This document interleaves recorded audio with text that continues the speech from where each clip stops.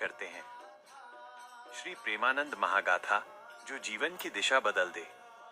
प्रस्तावना, वो संत जिसने विष को अमृत बना दिया। जय श्री राधे।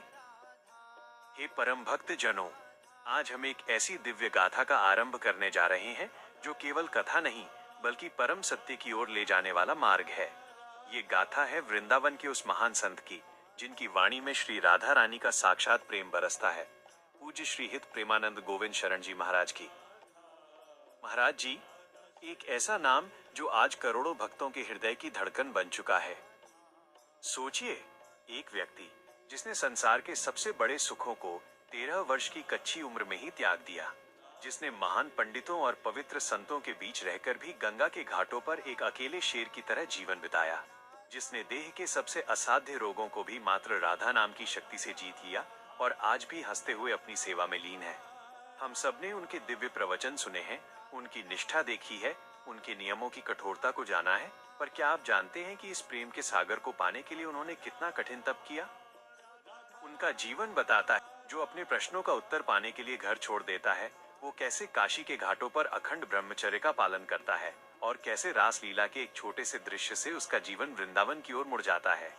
कौन जानता था कि गंगा किनारे अकेला बैठा आकाशवृत्ति पर जीवन जीने वाला वो युवा सन्यासी एक दिन पूरी दुनिया को श्री राधा नाम की शक्ति से जोड़ेगा।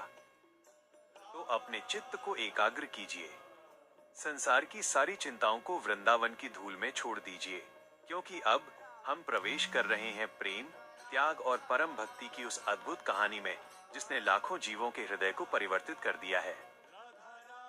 अध्याय 1, अवतरण। निष्ठावान कुल का बालक।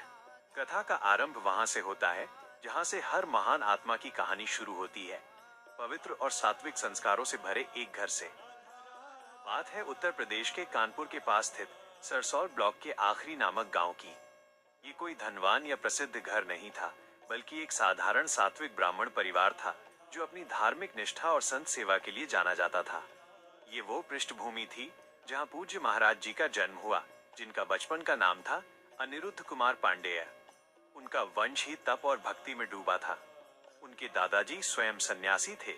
उनके पिताजी श्री शंभू पांडेय भी अत्यंत भक्तिमय स्वभाव के थे और बाद के वर्षों में उन्होंने भी संन्यास धारण कर लिया था।